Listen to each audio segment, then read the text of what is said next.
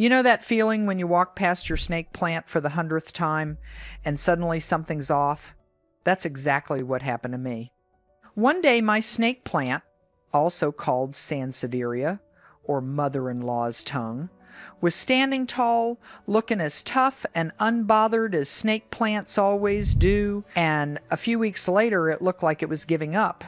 The leaves were drooping slightly, the color looked duller than usual, and something just felt wrong.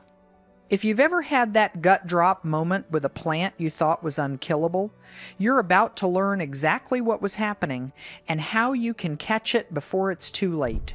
Here's the thing about snake plants. You've probably heard they're nearly indestructible. Low light, forgetful watering, total neglect, they shrug it all off. So when yours starts struggling, your first instinct might be confusion. I barely do anything to this plant, so how is it dying? That was me. I checked the basics. The light looked fine. The soil wasn't soggy, and nothing seemed dramatically wrong.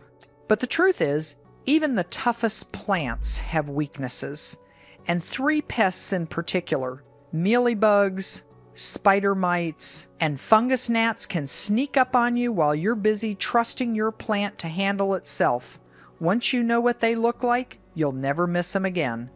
The first sign you might notice is something that looks like tiny bits of cotton or fuzzy white residue, usually tucked into the spots where the leaves meet at the base, or along the edges where leaves overlap. At first you might think it's just dust, or maybe some weird mineral buildup from your water, and that's exactly the trap, because by the time you realize it's not dust, the mealybugs have often already spread to multiple leaves. Mealybugs are small, soft-bodied insects that feed by piercing your plant's leaves and sucking out the sap. As they feed, your snake plant's leaves can start to look dull, slightly wrinkled, or even develop yellow patches where the damage adds up over time. You might also notice a sticky residue on the leaves, and that's called honeydew, which is basically mealybug waste. If you see that sticky coating, and especially if you notice ants suddenly interested in your plant, that's often your clue that mealybugs are involved, because ants are drawn to that sugary honeydew and will sometimes even protect mealybugs from predators in exchange for the food source. Scale insects can cause similar damage, so always check for both types of pests. When I first spotted mine, I genuinely thought I was looking at lint that had somehow drifted onto the plant. It wasn't until I tried to brush it off and it didn't move that I realized something living was attached to my plant. Here's what worked for me. First, you want to isolate the plant from any others nearby and quarantine it properly, because mealybugs spread fast between pots, often by crawling along shelves or even hitching a ride on your hands or a watering can. Then take a cotton swab, dip it in rubbing alcohol, and gently dab it directly onto the mealybugs and the cottony clusters.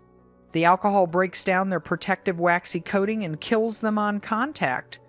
You'll want to do this every few days for about 2 weeks, because mealybug eggs can hatch in waves, so one treatment usually isn't enough, even if the plant looks clean after the first pass. After that initial cleanup, you can follow up with a diluted insecticidal soap spray, covering the leaves thoroughly, including the undersides and those tight spots near the base where mealybugs love to hide.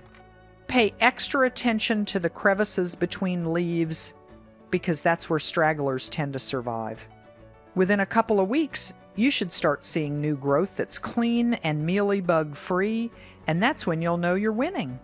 The second pest is sneakier, because you might not see the pest itself at all, at least not at first. What you'll notice instead is a kind of fine stippling or speckling on the leaves. Tiny pale or yellowish dots scattered across the surface, almost like the leaf has been lightly sandpapered. If you let it go further, you might start to see fine webbing, especially near the base of the leaves or in the grooves where they fold together, and in severe cases, the leaves can take on a bronzed or washed out appearance overall. Spider mites thrive in dry conditions, and if you keep your snake plant somewhere warm with low humidity, which, let's be honest, describes most homes during winter when the heating is on, you're basically rolling out the red carpet for them. They're so small that you often need a magnifying glass to actually see them moving, but the damage they leave behind is unmistakable once you know what to look for. In my case, it was the webbing that finally gave it away, a faint, almost invisible thread connecting two leaves that I'd brushed past dozens of times without noticing. If you suspect spider mites, here's your first move. Take your snake plant to the sink or shower and give the leaves a thorough rinse, paying special attention to the undersides and any spots with visible webbing. The force of the water physically knocks a lot of the mites off and disrupts their webs.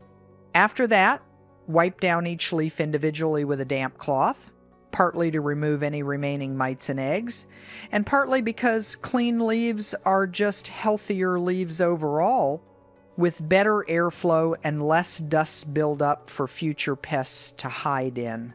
From there, increasing the humidity around your plant can make a real difference, since spider mites struggle in moist conditions. A small humidifier nearby, or even just grouping your plants closer together, can shift the microclimate enough to slow them down. You can also apply neem oil to the leaves every week or so for about a month. The azadirachtin in neem oil disrupts their life cycle, which not only kills active mites but helps prevent new ones from settling in. The key with spider mites is consistency. You might think one good cleaning solved it, but if you don't follow up, they can rebound within days, often before you even notice they're back. The third pest is the one that really threw me off, because the plant itself looked mostly fine at first. What you'll notice instead are small, dark flies hovering around the soil, especially when you water or disturb the pot. They look almost like fruit flies. And if you've ever had a fruit fly problem in your kitchen, you'll recognize that same annoying buzzing presence.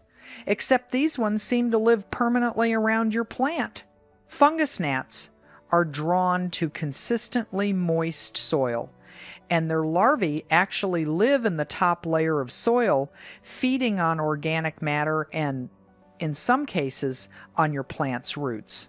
For a snake plant, which strongly prefers to dry out between waterings, persistent gnats are often a sign that your watering routine needs adjusting. If your soil is staying damp for days at a time, you're creating the perfect breeding ground even if everything above the soil still looks healthy. Looking back, this was probably the pest I'd been unknowingly encouraging the longest. I'd gotten into a habit of watering on a fixed schedule rather than checking the soil first, and for a plant like a snake plant, that's almost an invitation for gnats to move in. The first thing you'll want to do is let the soil dry out completely, more than you might normally allow. And for a snake plant, that's actually closer to its natural preference anyway. This alone can disrupt the gnat life cycle, since the larvae need moisture to survive and will start dying off as the top layers of soil dry out. Next, you can create a simple trap, a small dish of apple cider vinegar with a drop of dish soap placed near the base of the plant. The gnats are drawn to the vinegar, and the soap breaks the surface tension so they can't escape once they land. Yellow sticky traps placed in the soil also work incredibly well for catching adult gnats. For the soil itself, you can water with a diluted hydrogen peroxide solution. It kills larvae on contact when it touches the soil, fizzing as it works, while breaking down into harmless water and oxygen afterward, so it won't harm your plant's roots. Another option is BTI, or Bacillus thuringiensis, which you can find in products like mosquito bits. It's a biological control that specifically targets gnat larvae. You'll likely need to repeat this every few days for about 2 weeks to fully break the cycle, since new eggs can still be hatching even as you're treating existing larvae. Combined with adjusting how often you water going forward, this is usually enough to get gnats under control for good.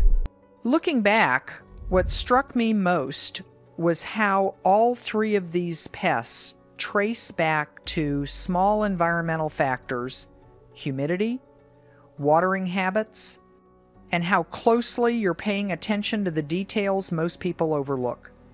Your snake plant is tough, but tough doesn't mean immune.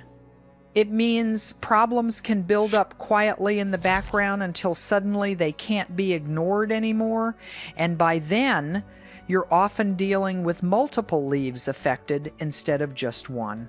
The good news is that once you know what to look for, that cottony residue tucked in the leaf joints, that fine stippling and webbing across the surface, those tiny flies hovering over the soil, you can catch these pests early before they cause the kind of damage that takes months to grow back. A few minutes of close inspection every week, especially around the base of the leaves and in the soil, can save you from the stress I went through. And remember to always quarantine new plants for a few weeks before introducing them to your collection.